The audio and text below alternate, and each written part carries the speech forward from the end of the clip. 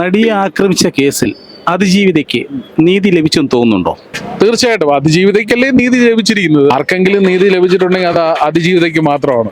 1 മുതൽ 6 വരെയുള്ള പ്രതികളെ ശിക്ഷിക്കുകയും 7, 8 പ്രതികളായിട്ടുള്ളവരെ വെറുതെ വിടുകയും ചെയ്തു. കാരണം പ്രത്യേകിച്ച് നിരപരാധിയായിട്ടുള്ള ഒരു പാവം മനുഷ്യന് വെറുതെ വിട്ടു. അതിജീവിതയ്ക്ക് എന്തായാലും ഇന്നത് നീതി ലഭിച്ചിട്ടുണ്ട്. 1 മുതൽ ഈ പറഞ്ഞ 6 വരെയുള്ള പ്രതികളെ ശിക്ഷിച്ചിട്ടുണ്ട്. തീർച്ചയായിട്ടും സർക്കാരും പറയുന്നു അതിജീവിതയോടൊപ്പം, നമ്മളെല്ലാവരും അതിജീവിതയോടൊപ്പമാണ്. പക്ഷേ ഒരൊറ്റ കാര്യം, നിരപരാധിയായിട്ടുള്ള ഒരു മനുഷ്യനെ ശിക്ഷിക്കുന്നതിനോടൊപ്പം നമ്മൾ കൂട്ടുനിൽക്കില്ല, കോടതിയും കൂട്ടുനിൽക്കില്ല. നമ്മുടെ ഇന്ത്യൻ ഭരണഘടനയുടെ ഏറ്റവും പ്രധാനമായിട്ടുള്ള ഒരു കൺസെപ്റ്റ് എന്ന് പറയുന്നത് തന്നെ 1000 കുറ്റവാളികൾ രക്ഷപ്പെട്ടാൽ പോലും ഒരു നിരപരാധിയെ ശിക്ഷിക്കപ്പെടുത്താൻ അല്ലെങ്കിൽ ശിക്ഷിക്കാൻ നമ്മുടെ നീതിപീഠം കൂട്ടുനിൽക്കില്ല. അതിൻ്റെ ഒരു ക്ലാസിക് എക്സാമ്പിളാണ് ദിലീപ് ഏട്ടന് കിട്ടിയ നീതി. ഇപ്പം നമ്മൾ ദിലീപ് ഏട്ടൻ്റെ ഫാൻസോ അങ്ങനെയൊന്നുമില്ല. നമ്മളൊരു മനുഷ്യന്, ഒരു പുരുഷന് ഇവിടെ ഏറ്റെടുക്കേണ്ടി വന്ന പീഡനം എത്ര 2017 മുതൽ 2025 ഈ വർഷക്കാലയളവിൽ വന്ന ഒരു പീഡനം. ആ പീഡനത്തിൽ നിന്ന് പുള്ളി രക്ഷപ്പെട്ട് ഇപ്പോൾ കഴിഞ്ഞ ദിവസമാണ് പുറത്തു വന്നത്. അതായത് ഡിസംബർ 8-ാം തീയതിയാണ് പുറത്തു വന്നത്. അത്രയും ദിവസങ്ങൾ പുള്ളി ഫെബ്രുവരി മുതൽ ഈ ഡിസംബർ വരെയുള്ള ഒരു പീഡനം, ഇത്രയും വർഷത്തെ ഒരു പീഡനത്തിൽ അദ്ദേഹം രക്ഷപ്പെട്ട് പുറത്തു വന്നതിൽ സന്തോഷമുണ്ട്. അതിനോടൊപ്പം ഇത്രയും വർഷത്തെ നിയമ പോരാട്ടത്തിൽ അതിജീവിതയ്ക്ക് ഈ പറഞ്ഞ മറ്റേ 1 മുതൽ 6 പേർക്ക് ശിക്ഷ കൊടുത്തല്ലോ. പിന്നെ വേറെ എന്ത് വേണം? അവർ ഹാപ്പി, നിരപരാധി ഹാപ്പി, എല്ലാവരും ഹാപ്പി അല്ലേ? അപ്പം നീതിപീഠം എപ്പോഴും അങ്ങനെയാണ്. നമ്മളിപ്പം കോടതി എന്ന് പറയുന്നത് നമ്മളുടെ മറ്റു ആൾക്കാരുടെ വിമർശനങ്ങൾക്കൊക്കെ അതീതമാണ്. കോടതിക്ക് കൃത്യമായ അവിടെ തെളിവുകളാണ് പ്രധാനം, തെളിവുകളാണ് സംസാരിക്കുന്നത്, അല്ലാതെ വേറെ ഒന്നുമില്ല. അല്ലാതെ കോടതിയിൽ നമ്മൾ മാധ്യമങ്ങൾ പറഞ്ഞൊന്നോ സോഷ്യൽ മീഡിയ പറഞ്ഞൊന്നുമല്ല, കോടതിയിൽ തെളിവുകൾ സംസാരിക്കുക. ആ തെളിവുകളുടെ അടിസ്ഥാനത്തിലാണ് അദ്ദേഹത്തെ വെറുതെ വിട്ടത്, ഒഴിവാക്കി വിട്ടത്. അല്ലാതെ ദിലീപ് എന്ന് പറയുന്ന ആളുടെ സ്റ്റാർ വാല്യൂ, അങ്ങനെ സ്റ്റാർ വാല്യൂ ഉണ്ടായിരുന്നെങ്കിൽ പുള്ളി ഈ 98 ദിവസം പിടിച്ച് ജയിലിലിടും. പുള്ളിക്ക് അന്ന് പൈസ ഉണ്ടായിരുന്നല്ലോ, സാക്ഷികളെ വിലയ്ക്ക് വാങ്ങി പുള്ളിക്ക് രക്ഷപ്പെടായിരുന്നല്ലോ. ഇതൊന്നും ചെയ്തില്ലല്ലോ. ഇത്രയും വർഷം നിയമപോരാട്ടം നടത്തേണ്ട ആവശ്യമില്ലല്ലോ. പുള്ളിയോട് ഞാൻ സംസാരിച്ചിട്ടുള്ളതാണ്. നമ്മൾ ഈ മിഷൻ മെൻസ് കമ്മീഷൻ്റെ ഭാഗമായിട്ട് ഞാനും രാഹുൽ ഈശ്വറും പുള്ളിയായിട്ട് സംസാരിച്ചിട്ടുണ്ട്. അപ്പോൾ രാഹുൽ ഞാനോട് ഒരിക്കൽ സംസാരിച്ചപ്പോൾ പുള്ളി എൻ്റെ അടുത്ത് പറഞ്ഞതാണ്, മുകേഷ് ഭായ്, എൻ്റെ അന്ന് പൈസ ഉണ്ട്, ഇന്നത്തേക്കാൾ പൈസ അന്നുണ്ട്. അപ്പം എനിക്ക് അന്ന് ഡീൽ ചെയ്യാൻ പറ്റാത്ത കാര്യമാണോ ഇന്ന് നമ്മൾ ഡീൽ ചെയ്യാൻ പോകുന്നത്? അപ്പം പുള്ളി നിയമപരമായിട്ടാണ് ഈ ഒരു കേസിനെ ടാക്കിൾ ചെയ്തത്.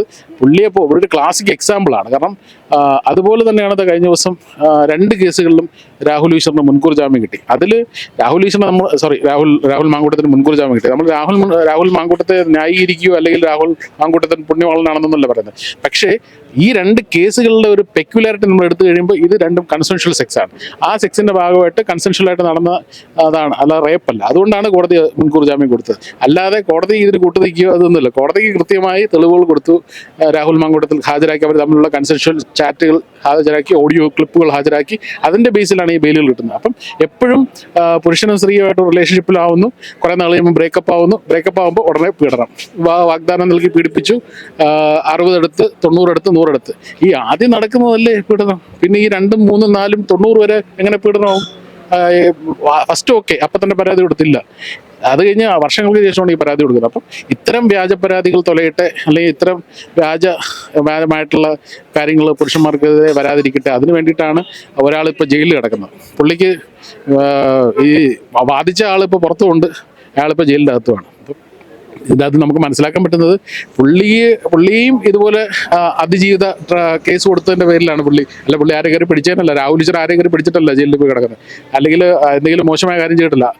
രാഹുൽ മാങ്കൂട്ടത്തിന് വേണ്ടി സംസാരിച്ചു, അതിജീവിതയെ അപമാനിച്ചു എന്ന് അവർക്ക് തോന്നി അവർ കേസ് കൊടുത്തത്. പക്ഷേ അവർക്ക് ഇത് തെളിയിക്കാൻ പറ്റില്ല. എന്തായാലും പുള്ളിക്ക് ഉടനെ ജാമ്യം കിട്ടും, വിത്തിൻ ഡേയ്സ് ജാമ്യം കിട്ടും. പക്ഷേ രാഹുൽ ഈശ്വറിന് ഇവിടെ സംഭവിച്ച കാര്യം എന്ന് പറയുന്നത്, നമ്മൾ നിയമത്തോട് പുള്ളി നേർക്കുനേര് വെല്ലുവിളിച്ചു. പുള്ളി എന്നെ അറസ്റ്റ് ചെയ്യൂ അങ്ങനെയുള്ള കാര്യങ്ങളൊക്കെ പറഞ്ഞപ്പോൾ അതൊരു പക്ഷേ നിയമത്തെ വെല്ലുവിളിക്കുന്നതായിട്ട് നിയമപീഠത്തിനും അല്ലെങ്കിൽ പോലീസുകാർക്ക് തോന്നിയിട്ടുണ്ടാവും. അതിൻ്റെ ഒരു ഇതാവാം എന്നുള്ളതാണ് നമ്മൾ വിശ്വസിക്കുന്നത്. അതിനോടൊപ്പം തന്നെ ഇപ്പോൾ കഴിഞ്ഞ കുറച്ച് നാൾ മുമ്പുള്ള ശബരിമല വിഷയത്തിൽ വളരെയധികം ശക്തമായി പ്രതികരിച്ച ഒരാളാണ് രാഹുൽ ഈശ്വർ. അതും ഒരുപക്ഷെ അദ്ദേഹത്തെ ഈ ഒരു അറസ്റ്റിലേക്ക് കൊണ്ടുപോകാനും പൊളിറ്റിക്കൽ വെഞ്ചൻസ് പുള്ളിയോട് അഗെയിൻസ്റ്റ് വരാനും സാധ്യതയുണ്ടായിരുന്നു. ഇതിൻ്റെയൊക്കെ പുറത്തിലാണ് ഈ നടക്കുന്നത്. എന്തായാലും നമ്മൾ അതിജീവിതയോടൊപ്പമാണ്. പക്ഷേ ഇവിടെ ഒരു അതിജീവിതനുണ്ട്, അത് നിങ്ങൾ തിരിച്ച് അറിയാതെ പോരുത്. ഇവിടെ ഈ കേസിലെ യഥാർത്ഥ അതിജീവിതൻ ദിലീപേട്ടനാണ്. അതിജീവിതയെ നിങ്ങൾ സപ്പോർട്ട് ചെയ്തതിനോടൊപ്പം ഈ അതിജീവിതനെയും നിങ്ങൾ സപ്പോർട്ട് ചെയ്യണം. ഈ പറഞ്ഞ 2017 മുതൽ ഈ 2025 വരെ അതിജീവിതനായിട്ട് ഇതിനെതിരെ പോരാടി വിജയം നേടിയ ഒരു അതിജീവിതനുണ്ട്, ദിലീപ്, ഗോപാലകൃഷ്ണൻ എന്നുള്ള ദിലീപ്. അയാളെ നിങ്ങൾ സപ്പോർട്ട് ചെയ്യണം. നമ്മൾ അതിജീവിതയും സപ്പോർട്ട് ചെയ്യുന്നു, അതിജീവിതനെയും സപ്പോർട്ട് ചെയ്യുന്നു. അതിജീവിതയ്ക്ക് 1 മുതൽ 6 വരെ ശിക്ഷിച്ചല്ലോ, മതിയല്ലോ, ഹാപ്പി അല്ലേ? ഇനിയിപ്പോൾ 6, 7 കൂടി ശിക്ഷിച്ചാലും അടങ്ങുള്ളെങ്കിൽ വേറെ കോടതി പോയി അപ്പീൽ പോകും. പക്ഷേ ഒരു കോടതിയും ശിക്ഷിക്കില്ല. അതിന് കൃത്യമായിട്ടുള്ള തെളിവുകളില്ല എന്നുള്ളതാണ് എൻ്റെ സത്യം. അതാണ് എനിക്ക് മനസ്സിലാക്കാൻ പറ്റുന്നത്. അതിജീവിയെ ആക്രമിച്ച കേസിൽ ദിലീപ് 2ാം പ്രതിസ്ഥാനത്തായിരുന്നു ജയിലിൽ കിടന്നത്, ഇപ്പോൾ 8ാം പ്രതിസ്ഥാനത്തും. അതിനെക്കുറിച്ച് എന്താണ് പറയാനുള്ളത്? കൃത്യമായി ഒരു കേസ് ഒരു കേസ് കൊടുക്കുമ്പോൾ FIR ഇടുമ്പോൾ അതിന് FIR ഇടുന്നത് ക്രൈമിൻ്റെ ഇൻറ്റൻസിറ്റി പ്രകാരമാണ്. 1, 2, 3, 4, 5 അല്ലെങ്കിൽ 1, 2 പ്രതികൾ ഉണ്ടാകുന്നത്. പല കേസുകളിലും 8ാം പ്രതി 1ാം പ്രതിയും 1ാം പ്രതി മാപ്പുസാക്ഷിയുമായിട്ടുണ്ട്. അത് എപ്പോഴും അങ്ങനെയാണ്. FIR ഇടുമ്പോൾ ഫസ്റ്റ് ഇൻവെസ്റ്റിഗേഷൻ റിപ്പോർട്ടാണ്. അത് തന്നെയാണ് അതിന് ഫസ്റ്റ് ഇൻവെസ്റ്റിഗേഷൻ റിപ്പോർട്ടുള്ള പേരിടാൻ കാരണം. ആ ഇൻവെസ്റ്റിഗേഷൻ അഡ്വാൻസ് ചെയ്യുന്നതനുസരിച്ച് പോലീസ് റിപ്പോർട്ടിലാണ് പ്രതികളുടെ ഇത് മനസ്സിലായത്. ഇപ്പം പലർക്കെതിരെയും FIR ഇടാറുണ്ട്.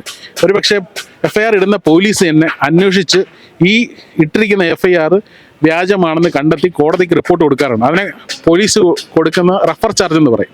ആ റഫർ ചാർജ് എന്ന് പറയുന്ന സാധനം, ഇത് FIR ഇട്ടതും പോലീസാണ്, റഫർ ചാർജ് കൊടുക്കുന്നതും പോലീസാണ്. ഇത് രണ്ടും പോലീസ് തന്നെ ചെയ്യുന്നത്. അപ്പോൾ ഇത് ആ റഫർ ചാർജ്, ഈ ചാർജ് കൊടുക്കുന്ന സമയത്താണ് ഈ 2ാം പ്രതിയിൽ നിന്ന് ദിലീപ് ഏട്ടൻ ഈ 8ാം പ്രതിയിലേക്ക് മാറിയത്. കാരണം ചാർജ് അന്വേഷിച്ച് വരുമ്പോൾ ഇതിനിടയിൽ ബാക്കിയുള്ള പ്രതികൾ ഫില്ലായി വരും. 2, 3, 4, 5, 6, 7, 8. അപ്പോൾ അവരെ ചേർത്ത് പോകുമ്പോഴേ പുള്ളി 8 ആവുന്നത്.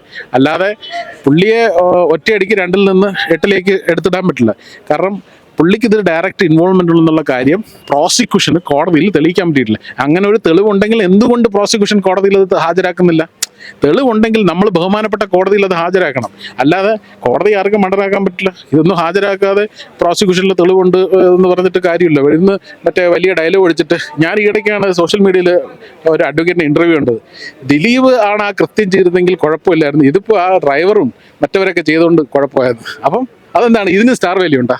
സ്റ്റാർ വാല്യൂ ഉള്ള ഒരാൾ ഇത് ചെയ്ത് കഴിഞ്ഞാൽ ഹാപ്പിയോ, എന്നെ ദിലീപേട്ടനാണല്ലോ, അങ്ങനെ വല്ലതും ഉണ്ടോ? എനിക്കത് മനസ്സിലാവും. ഒരു അഡ്വക്കേറ്റ് പറഞ്ഞതാണ്. ഞാൻ കണ്ടപ്പോൾ എനിക്ക് ചിരി വന്നു.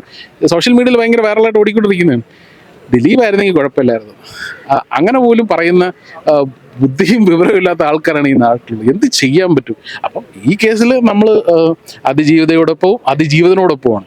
എന്തായാലും ദിലീപ് ഏട്ടൻ ഇതിൻ്റെ അകത്ത് അതിജീവിതനാണ്. ഇതുപോലെ വ്യാജ കേസിൽപ്പെട്ട് ഫൈറ്റ് ചെയ്യുന്ന ഓരോ പുരുഷന്മാരും അതിജീവിതന്മാരാണ്. എന്തായാലും നമ്മൾ പുരുഷന്മാരോടൊപ്പമാണ്. പുരുഷന്മാർക്ക് നീതി ലഭിക്കണം, അതിനോടൊപ്പം തന്നെ സ്ത്രീകൾക്കും കിട്ടണം. പക്ഷെ പുരുഷന്മാരെ ക്രൂശിക്കാനോ അല്ലെങ്കിൽ അനാവശ്യമായ വ്യാജ കേസിൽ പെടുത്തുന്ന ഈ ഒരു പ്രവണത എനിക്ക് തോന്നുന്നു ഒരു പരിധി വരെ ഈ ഒരു കേസിൻ്റെ റിസൾട്ടോട് കൂടിയൊക്കെ കുറയും എന്ന് വിശ്വസിക്കുന്നു.